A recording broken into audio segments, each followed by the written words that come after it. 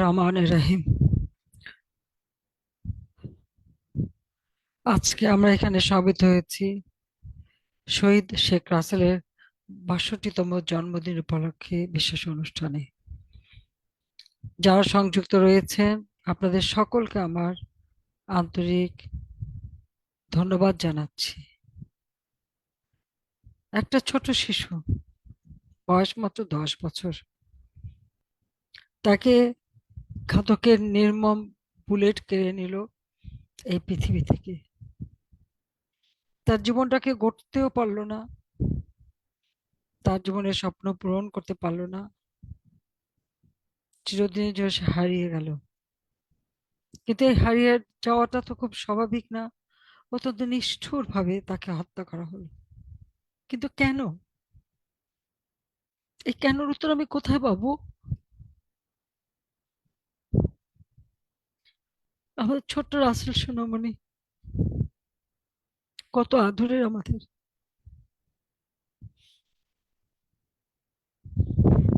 এখনো মনে পড়ে সেই দিনের কথা।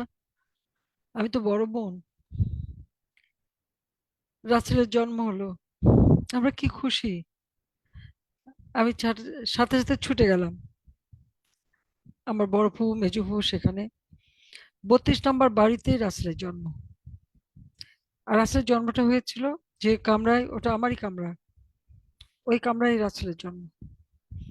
ওই ছোট্ট রাসেলকে কোলে তুলে নিলাম, মাথা ভরা কালো চুল। তখন তো বুঝতে পারিনি। আমি একটা চিরুনি হাতে নিলাম, তার মাথাটা আঁচড়াবো, আমার ফুফ বলে, খবরদার, এই মাত্র ছোট বাচ্চা, মাথা ছিঁড়ে যাবে। আমি আস্তে ছেড়ে দিলাম, আস্তে আমার ওড়নার আঁচল দিয়ে ওর চুলগুলি মুছে দিতে শুরু করলাম। তারপর থেকে ছোট্ট রাসেল আস্তে আস্তে বড় হয়েছে।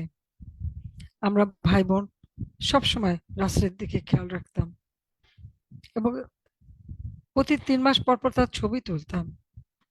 অ্যালবাম ভরে গিয়েছিল ছবিতে, তার প্রতিটি কথা, হাঁটা চলা। আর আমাদের টেপ রেকর্ডার ছিল, ওর কান্না, ওর যখন একটু একটু কথা বলতে শুরু করে, সব আমরা টেপ করে রাখতাম। মানে আমাদের কাছে যেন একটা পুতুল ছিল। আমরা সবাই, আমি, কামাল, জামাল, রেহানা, সারাক্ষণ রাসেলকে নিয়ে আমরা ব্যস্ত থাকতাম। আমার বাবা জাতির পিতা বঙ্গবন্ধু শেখ মুজিবুর রহমান, তিনি তো আর জীবনটা উৎসর্গ করেছিলেন বাংলাদেশের জনগণের জন্য। আমরা সন্তান হিসেবে খুব কমই পেয়েছি কাছে। বাংলাদেশের মানুষই পেয়েছেন তার স্নেহ ভালোবাসা তাকে। কিন্তু যতটুকু সময় তিনি থাকতেন ততটুকু আমাদেরকে ভরিয়ে দিতেন আদর, স্নেহ, ভালোবাসায়। রাসেল যখন জন্ম হয়, আমার বাবা তখন খুব ব্যস্ত। সে সময় সারা পাকিস্তানে প্রেসিডেন্সিয়াল ইলেকশন। আইয়ুব খান, বিরোধী দল মিলে ফাতেমা জিন্নাহ, মোহাম্মদ আলী জিন্নাহর বোন, তাকে প্রার্থী করেছে। আব্বা তখন চট্টগ্রামে। আব্বা খুব উদ্বিগ্ন ছিলেন, বারবার ট্রাঙ্ক কল করছিলেন। তারপরে আমরা জানালাম যে ছোট্ট একটা ভাই এসেছে। আমার মা ওর নাম রাখলেন রাসেল, বার্টন রাসেল। আমার আব্বার খুব প্রিয় ফিলোসফার। আব্বা সবসময় বার্টন রাসেলের বই পড়তেন আর বাংলা করে মাকে বুঝাতেন এবং মাকে শোনাতেন। এই শুনতে শুনতে মার ভিতরে রাসেলের প্রতি, একটা বার্টন রাসেলের প্রতি একটা শ্রদ্ধা জমে ওঠে। এবং ছোট্ট ভাইটি হওয়ার পর মা বলেন ওর নাম রাসেল রাখবো। রাসেল বড় হলে কি হতো? সে ওরকম বার্টন রাসেলের মতো ফিলোসফার হতো। কিন্তু তার একটা স্বপ্ন ছিল। সে বলতো আমি মিলিটারি অফিসার হব। তার কারণ ছিল, কারণটা কি জানেন? 1971 সাল, আমার বাবা স্বাধীনতার ঘোষণা দিলেন 26শে মার্চ, প্রথম প্রহরে। তারপরে তাকে গ্রেপ্তার করে নিয়ে যাওয়া হলো। ছোট্ট রাসেল, কত অবুঝ। এরপর যখন আমার মাকে গ্রেপ্তার করলো, রাসেলকেও গ্রেপ্তার করা হলো। রাসেল, রেহানা, আমি, জামাল, আমরা সবাইকে গ্রেপ্তার করে ধানমন্ডি, তখনকার 18, এখনকার 9 A নাম্বার রোড, 26 নম্বর বাসা, একতলা একটা বাড়ি ছিল, ধুলা বালি ভরা একটা ঘর, সেখানে আমাদেরকে নিয়ে রেখে দেওয়া হলো, একটা কম্বল দেওয়া হলো। ছোট রাসেলের জীবন কাটতে শুরু করলো বন্দিখানায়। ও তো ভালোভাবে কিছু বুঝতেও পারে না, কারণ ওর জন্মের পরই আপনারা জানেন যে আব্বা 6 দফা দিয়েছিলেন 66 সালে। কারণ এই 6 দফা দেওয়ার পিছনে আরেকটা কারণ ছিল, পাকিস্তানিদের শাসন, শোষণ, নির্যাতন এবং বঞ্চনা তিল তিল করে বাংলাদেশের মানুষকে একেবারে কুড়ে কুড়ে খেত। মানুষের কোনো অধিকারই ছিল না। এবং এই বাংলাদেশের মানুষের অধিকারের কথাই কি তিনি সবসময় বলেছেন, আর যতবার বলেছেন বারবার কারাবরণ করতে হয়েছে তাকে। মাতৃভাষায় কথা বলার অধিকার প্রতিষ্ঠার আন্দোলন থেকে নিয়ে শুরু করে প্রত্যেকটা আন্দোলনেই তিনি অগ্রণী ভূমিকা পালন করেছেন, যে বাঙালি জাতি জাতি হিসেবে যেন বিশ্ব দরবারে একটা মর্যাদা পায়। এবং এদের এই অত্যাচার নির্যাতন চরমভাবে দেখা গেল যে বাংলাদেশটা সম্পূর্ণ অরক্ষিত, অর্থাৎ তখনকার পূর্ব পাকিস্তান বা পূর্ববঙ্গ। পাক ভারত যুদ্ধ যখন লাগলো, তখন আমাদের এই অঞ্চলটাকে সুরক্ষিত করার কোনো ব্যবস্থাই পাকিস্তানি শাসকরা কখনো নেয়নি। এই বাংলাদেশের এই অংশটাকে সুরক্ষিত করে আর্থসামাজিক উন্নয়নের জন্য তিনি সেই সময় 6 দফা দিলেন 66 সালে ফেব্রুয়ারি মাসে। এই 6 দফা খুব অল্প সময়ের মধ্যে ব্যাপকভাবে জনপ্রিয়তা পেল, বাংলাদেশের মানুষের মুক্তির সনদ। এই 6 দফা দিলেও সবসময় আব্বা একটা কথা বলতেন, যে 6 দফা ওরা মানবে না, আমরা 1 দফা পাবো, অর্থাৎ স্বাধীনতা। অনেক সময় 5টা আঙ্গুল দেখাতেন, 6টা আঙ্গুল দেখাতেন, 5টা আঙ্গুল সরিয়ে বলতেন এটাই আমাদের মূল লক্ষ্য। স্বাধীনতার চেতনা এই বাঙালি জাতিকে তিনি উদ্বুদ্ধ করেছিলেন, এবং তাঁরই প্রেরণায় বাঙালি জাতি এবং বঙ্গবন্ধু শেখ মুজিবের আহ্বানে সাড়া দিয়ে যার যা কিছু আছে তাই নিয়ে শত্রু মোকাবেলা করেছিল। সেই 7ই মার্চের ঐতিহাসিক ভাষণ, সে ভাষণে তিনি সকল নির্দেশ দিয়েছিলেন। 26শে মার্চে স্বাধীনতার ঘোষণা দেওয়ার পরে গ্রেপ্তার করে নিয়ে যাওয়া হলো ছোট্ট রাসেল বন্দিখানায়। বলতে গেলে এক কাপড়ে আমরা চলে এসেছি। তার কোনো খেলার কোনো সাথী নাই, খেলাধুলা নাই, খেলা কোনো খেলনা নাই, ওর কাছে কিছুই ছিল না। কিন্তু খুব চাপা স্বভাবের ছিল। কামাল চলে গেছে মুক্তিযুদ্ধে, জামালও গেরিলা কাজে ওই বন্দিখানা থেকে বের হয়ে মুক্তিযুদ্ধে চলে গেল। তবে তখন আমার কোল জুড়ে এলো ছোট্ট জয়। জয়কে নিয়ে রাসেল খুব ব্যস্ত থাকতো।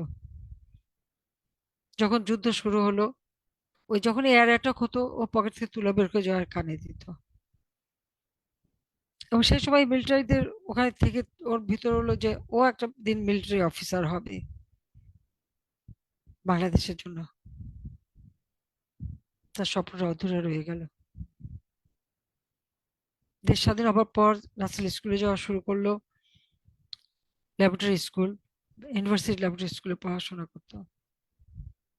কিন্তু একটা জিনিস আমরা লক্ষ্য করতাম সবসময়, ওর একটা ছিল যে বাবাকে না হারায়। কারণ 6 দফা দেওয়ার পরে আমার বাবা বঙ্গবন্ধু শেখ মুজিবুর রহমানকে রাষ্ট্রদ্রোহী মামলায় গ্রেপ্তার করে নিয়ে যাওয়া হয়। 6 মাস আমরা জানতে পারিনি কোথায় আছেন, কি অবস্থায় আছেন। ঢাকা জেলখানা থেকে তাকে মুক্তি দিয়ে ঢাকা ক্যান্টনমেন্টে বন্দি করা হয়, সাথে আরো 35 জন সামরিক অসামরিক অফিসার সহ। তাদেরকে সবাইকে দেশদ্রোহী মামলা দেওয়া হয়েছিল, যেটা আগরতলা ষড়যন্ত্র মামলা বলে পরিচিত। তবে সেই মামলায় একটা জিনিস, যে বাংলাদেশের মানুষ তখন সংগ্রাম করে, গণ অভ্যুত্থান সৃষ্টি হয়, আইয়ুব খানের পতন হয়। তবে আইয়ুব খান এই আন্দোলনের চাপে 69 সালে 21শে ফেব্রুয়ারি এই মামলা প্রত্যাহার করে 22শে ফেব্রুয়ারি আমার বাবাকে মুক্তি দেয়। কারণ 1966 সালের 8ই মে তারিখে তাকে গ্রেপ্তার করা হয়েছিল। কারাগারে যখন বাবার সঙ্গে দেখা করতে যেতাম, রাসেল কিন্তু আসতে চাইতো না, খুব কান্নাকাটি করতো। আর যেদিন সাক্ষাৎ হতো আমরা বাসায় আসতাম, সারা রাত সে ঘুমাতো না। ছোট্ট বাচ্চাটা অযথা কাঁদতো, কেন কাঁদতো বলতে পারছে না, কিন্তু সে কাঁদতো খুব। আমরা ভাই বোন তাকে ঘিরেই থাকতাম, ওকে সান্ত্বনা দেওয়ার চেষ্টা করতাম। আমরা বুঝতে পারতাম ওই ছোট্ট মনে কি কষ্টটা, বাবাকে হারাবার, বাবাকে না পাবার। ওকে ওখান থেকে, সেই জেল খেটে সাক্ষাৎকার থেকে ফিরিয়ে আনাটাই একটা কষ্টকর ছিল।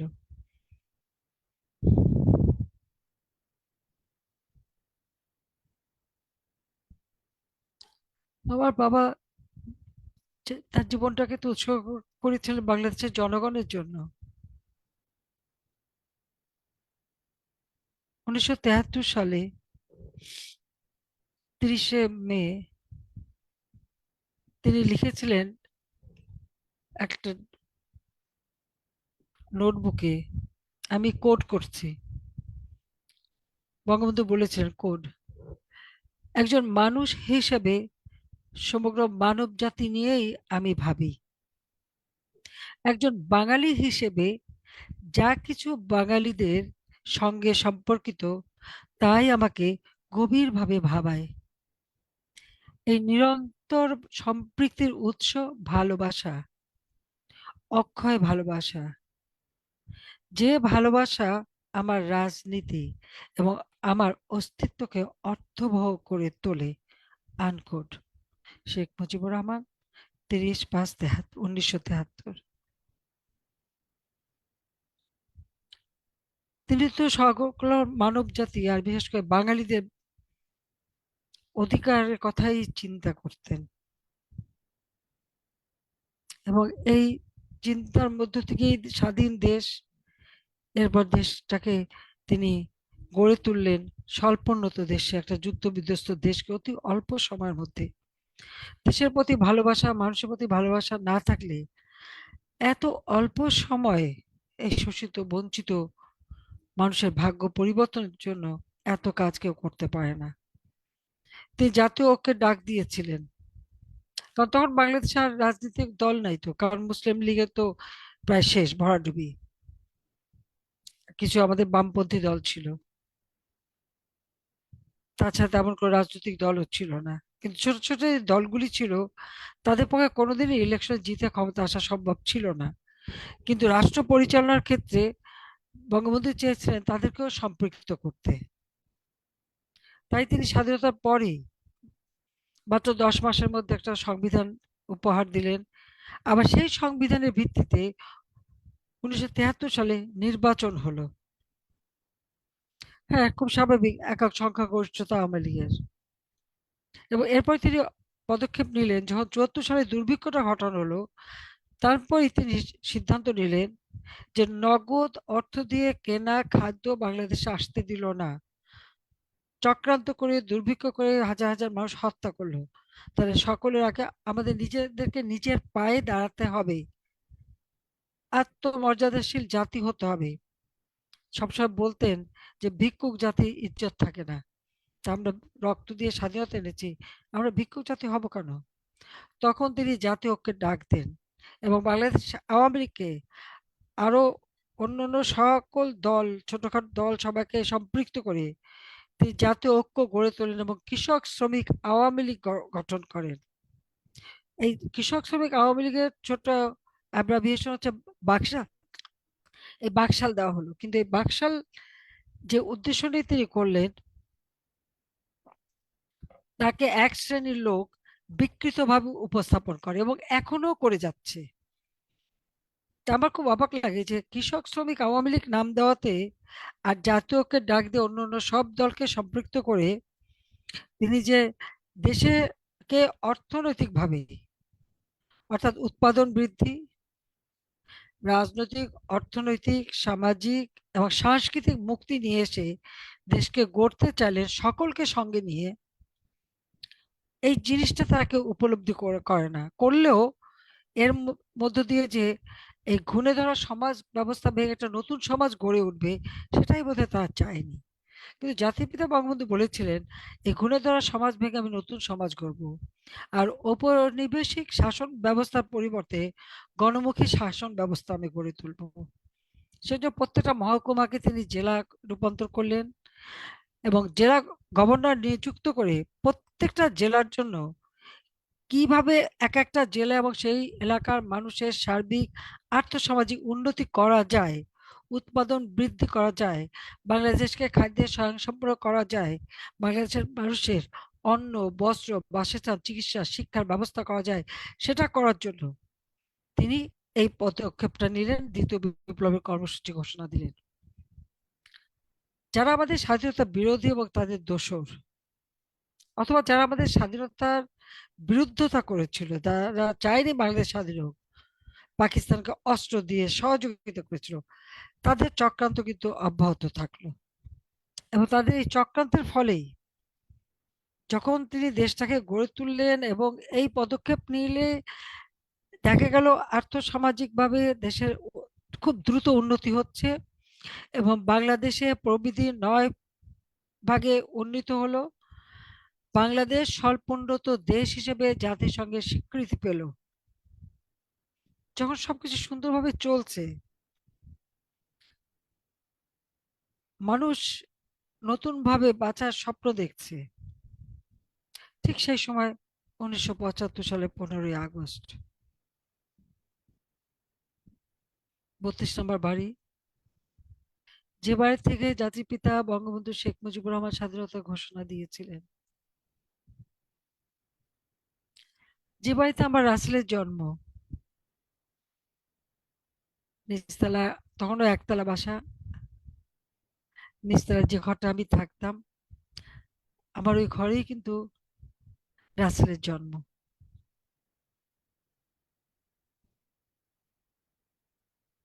ছোট্ট সুন্দর ফুটফুটে একটা শিশু ঘর আলো করে এলো। আমি 1975 সালের 30 এপ্রিল আমি আর রেহানা, আমি আমার স্বামীর কর্মস্থলে গিয়েছিলাম, রেহানাকেও সাথে নিয়েছিলাম। ও পরীক্ষার প্রস্তুতি নিচ্ছিল। আমি বললাম, ইউনিভার্সিটি এলাকায় আমরা থাকবো, ওখানে পড়াশোনার সুন্দর ব্যবস্থা হবে।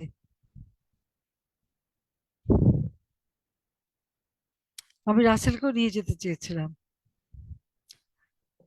কিন্তু মা দিলেন না। এখন মনে হয় রাসেলকে যদি নিয়ে যেতাম তাহলে হয়তো বেঁচে থাকতো। তবে একই দিনে বাবা, মা, ভাই হারিয়ে বেঁচে থাকা যে কি কষ্টের, এই কষ্টটা ওকে পেতে হতো। 15ই আগস্ট, এই ঘাতকের দল কারা? আমার আব্বা তো কোনোদিন বিশ্বাস করতে পারেননি যে বাঙালি তাকে মারতে পারে। অনেক রাষ্ট্রপ্রধান, সরকার প্রধান, অনেকেই ওনাকে সাবধান করেছেন। 96 সালে সরকার গঠন করার পর আমি যখন বিশ্ব খাদ্য সংস্থার অনুষ্ঠানে যাই, কিউবার প্রেসিডেন্ট ফিডেল কাস্ট্রোর সঙ্গে দেখা, তিনি আমাকে বললেন যে আমি তো মুজিবকে বলেছিলাম,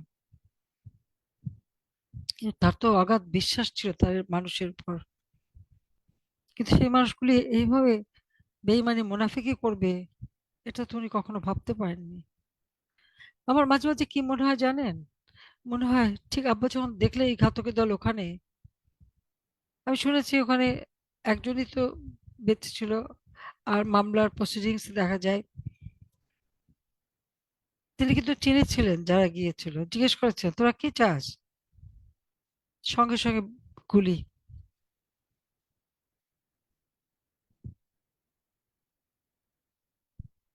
একটা মানুষ যে দেশের মানুষকে এত ভালোবাসলো, সেই ভালোবাসার মর্যাদাটা কেউ দিল না। আর রাসেলের মতো একটা ছোট শিশু,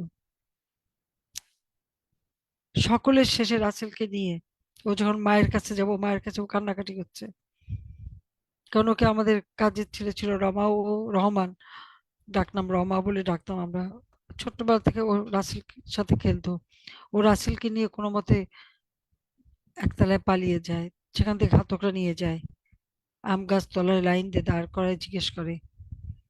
সেখান থেকে আমার চাচা, তখন তার হাতে গুলিও লেগেছিল, রক্ত ঝরছে, ওই অবস্থায় দাঁড়িয়ে ছিল, তাকে নিয়ে যে হত্যা করে। আর রাসেলকে বলে, চলো তোমাকে মার কাছে নিয়ে যাব। ভাইয়ের লাশ, বাবার লাশ, মায়ের লাশ পার করে তাকে আমার বাবার শোবার ঘরে নিয়ে সেখানে গুলি করে। কামাল, জামাল স্ত্রী এবং জামাল সেখানে, তাদেরও সেখানে নিহত হয়।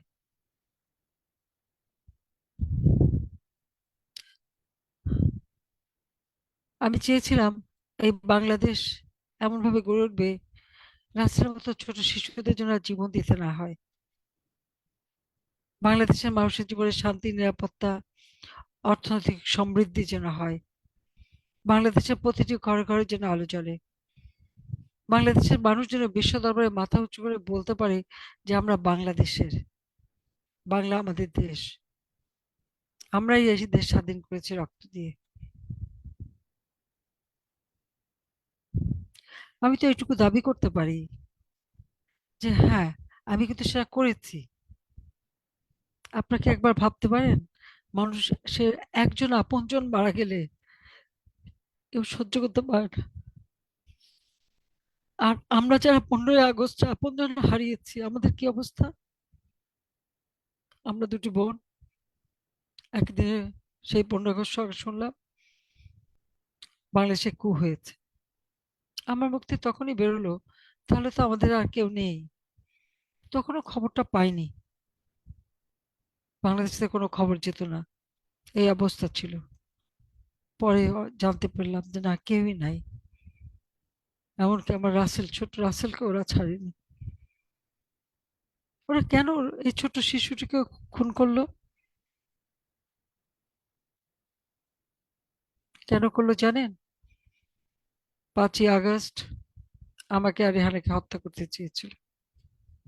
তার কারণ একটাই, বঙ্গবন্ধুর রক্তের কেউ যদি দেশে শাসনভার পায় তো বাংলাদেশের মানুষের উন্নতি হবে, সমৃদ্ধি হবে। বাংলাদেশ আবার মাথা তুলে দাঁড়াবে, বিশ্বে মর্যাদা নিয়ে দাঁড়াবে, সেটা তারা হতে দেবে না। রাসেলকে হত্যা করেছিল ওই উদ্দেশ্য নিয়েই, যে ওই রক্তের জন্য আর কেউ না বেঁচে থাকে। ঘটনাচক্রে আমরা দুই বোন বেঁচে গেলাম। 6 বছর বিদেশে রিফিউজি হিসেবে থাকতে হয়েছিল। বাংলাদেশ আওয়ামী লীগ আমার অবর্তমানে আমাকে সভাপতি নির্বাচিত করে। আমি যেদিন বাংলাদেশে ফিরে আসি সেই দিনের কথা মনে পড়ে।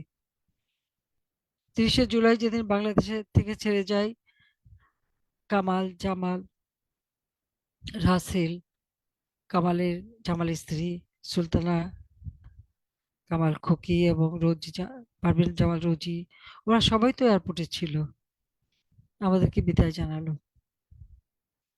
আমার মা খুব কান্নাকাটি করছিলেন। মা এত কাঁদছিলেন, আমার খুব অবাক লাগে, মা এভাবে ভেঙে পড়ার লোক না। আব্বার কাছ থেকে, মার কাছ থেকে বিদায় নিয়ে আমরা এয়ারপোর্টে, আর সেই বাংলাদেশে যেদিন ফিরলাম 17ই মে 81 সালে, আমার দুটি চোখ তো খুঁজে বেড়াচ্ছিল আমার হারানো ভাইদেরকে, যে আমি আসবো, ওরা হাসবো বলে ছুটে আসবে। আমি ওদেরকে পাইনি, ওদেরকে পাইনি, কিন্তু আমি পেয়েছিলাম বাংলাদেশের হাজার হাজার মানুষ, ঝড় বৃষ্টি সেই দিন সব উপেক্ষা করে মানুষের ঢল। সেদিন প্রতিজ্ঞা করেছিলাম যে আমার জীবন উৎসর্গ করবো আপনাদের জন্য। আমার বাবার অসমাপ্ত কাজ, স্বাধীনতার সুফল প্রতি ঘরে ঘরে পৌঁছাবো, বাংলাদেশের মানুষের আর্থসামাজিক উন্নতি করব, এটাই আমার একমাত্র লক্ষ্য। যেই স্বাধীনতা ব্যর্থ হতে পারে না, আমি কিন্তু সেটা করেছি। লক্ষ্য স্থির রেখে বারবার মৃত্যুর মুখোমুখি হয়েছি। আল্লাহ রাব্বুল আলামিন আমাকে বাঁচিয়ে দিয়েছেন এই বাংলাদেশের মানুষের ভাগ্য পরিবর্তন করতে। আমি সেটাই করেছি। একবার ভেবে দেখুন তো, 15 বছর 7 মাস একটানা ক্ষমতায় থেকে এই বাংলাদেশকে উন্নয়নশীল দেশের মর্যাদা করেছি, ঘরে ঘরে বিদ্যুৎ পৌঁছেছি, অন্ন বস্ত্র বাসস্থান চিকিৎসা শিক্ষার ব্যবস্থা করে সকল মানুষের জীবন মান উন্নত করে দিয়েছিলাম, তরুণ সমাজের জন্য কর্মসংস্থানের ব্যবস্থা করে দিয়েছিলাম, বিশেষ প্রণোদনা দেওয়া, স্টার্ট আপ প্রোগ্রাম করা, বেসরকারি খাতকে উন্মুক্ত করে দিয়ে কর্মসংস্থানে আরো যাতে প্রসারিত হয় সেই ব্যবস্থা করেছি। কর্মসংস্থান ব্যাংকের থেকে ব্যাংক, স্পেশাল ব্যাংক বানিয়ে দিয়েছে, সেখানে বিনা জামানতে ঋণ পেত কৃষক, শ্রমিক, কামার কুমার, জেলে তাঁতি হিজড়া, কুষ্ঠরোগী সকলেরই ভাগ্য পরিবর্তনের কাজ করেছি। সকলকে বিনামূল্যে ঘর বাড়ি দেওয়া, বিনা সুদে ঋণ দিয়ে তাদের জীবন যাত্রা মানকে উন্নত করার ব্যবস্থা করেছি, প্রত্যেকটা গ্রামকে শহরে উন্নীত করেছি। শুধু মনে হতো এক একটা কাজে যখন সাফল্য আসতো, খালি মনে হতো ইস, আমার আব্বা যদি দেখতে পেতেন কি খুশি হতেন যে তার বাংলাদেশ, তার দেশের মানুষ আজকে ক্ষুধায় কাতর হয় না, বাংলাদেশে দুর্ভিক্ষ হয় না, মহঙ্গা নাই, বাংলাদেশের মানুষ এখন দুবেলা তিন বেলা খেতে পারে। সেটুকু করতে পেরেছি, বাংলাদেশের মানুষের জীবনটাকে উন্নত করতে পেরেছি। 32 নম্বর সিঁড়ি, যে সিঁড়িতে লাশ পড়েছিল, আমরা যখনই কিছু হতো ওখানে যে মনে হতো আব্বাকে বলে আসি, আব্বা জানলে খুশি হবে। ওই সিঁড়ি থেকেই তো তার আত্মাটা চলে গেছে। আর যে ঘরে রাসেলের জন্ম, সেখানে যে দোয়া পড়তাম, কোরআন শরীফ পড়তাম, নামাজ পড়তাম। আজকে একটা ব্যক্তি জঙ্গিদের সহায়তা ক্ষমতা দখল করে মিথ্যা অপপ্রচার চালিয়ে আমার বিরুদ্ধে মানুষকে বিভ্রান্ত করে তার মেটিকুলার ডিজাইনের মাধ্যমে আমাকে ক্ষমতা থেকে সরিয়ে আজকে ক্ষমতা দখল করে সেই বাংলাদেশটাকে ধ্বংসের কিনারে নিয়ে গেছে। আজকে একটা ছোট শিশু রেহাই পায় না, বুকের দুধ খায় সেই বাচ্চাকে ফেলে রেখে সে মাকে গ্রেপ্তার করে জেলে নিয়ে যায়। 3 বছর শিশু সহ মাকে গ্রেপ্তার করে, 13 বছর শিশুর বিরুদ্ধে অ্যারেস্ট করে তাকে জেলে দিয়ে তার বিরুদ্ধে মামলা দেয়, গুলি করে হত্যা করে, বুট দিয়ে পাড়িয়ে হত্যা করে। আজকে হাজার হাজার আওয়ামী লীগের নেতা কর্মী, ঘরে ঘরে হাহাকার, মুক্তিযোদ্ধা, ঘরে ঘরে হাহাকার।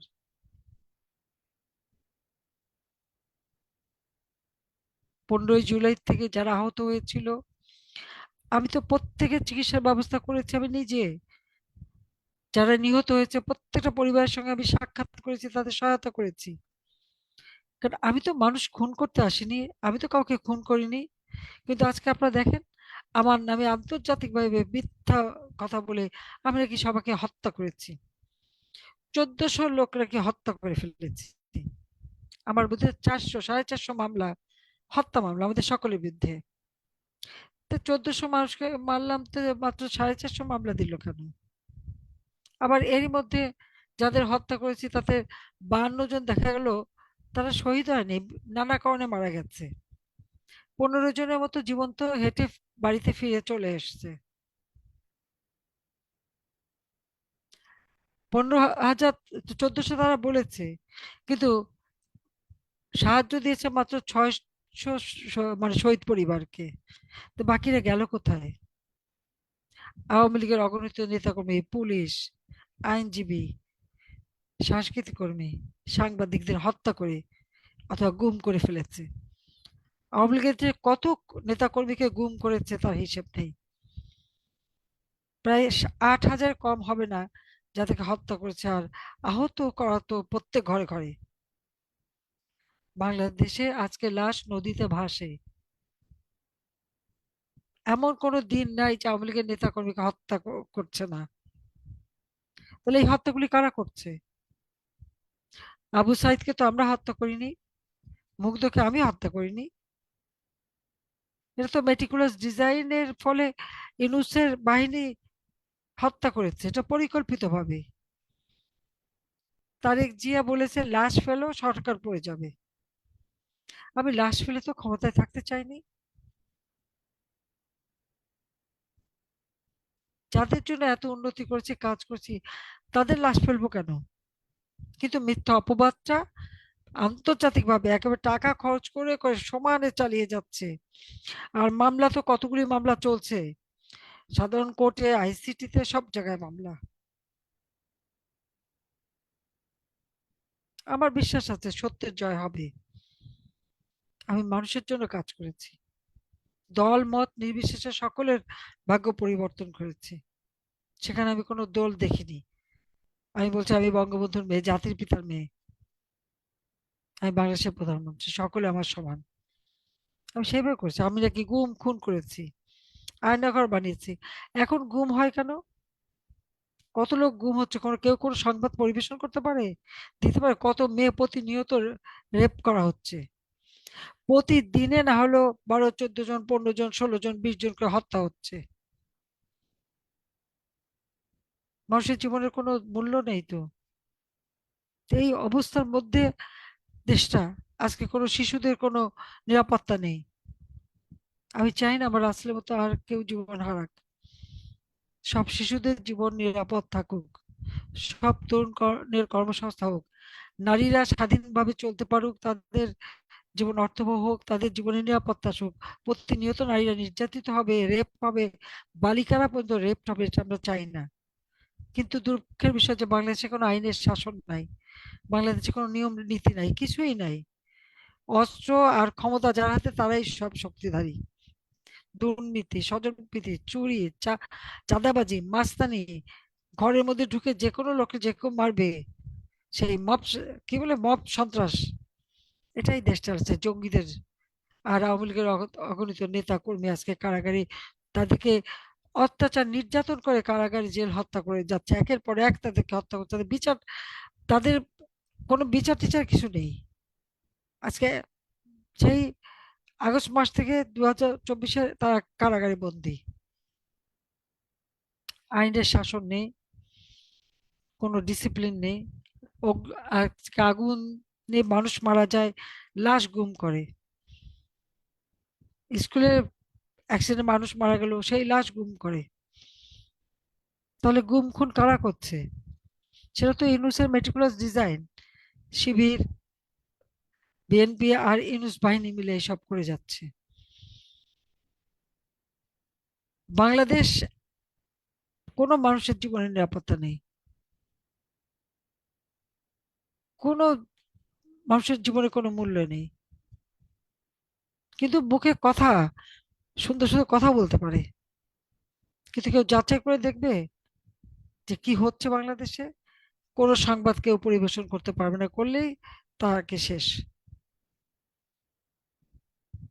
এই অবস্থা তো চলতে যায় না। ছোট্ট রাসেল, তার সাথেও এত হিংসা। ওই বাড়িতে সে জন্মগ্রহণ করলো, সেই স্মৃতিটুকু আমাদের কাছ থেকে কেড়ে নিয়ে গেল। সব কিছু লুটপাট করে সব, আমরা অগণিত নেতা কর্মীদের ঘর বাড়ি শেষ করে দিয়েছে, কত প্রতিষ্ঠান ধ্বংস করে দিয়েছে।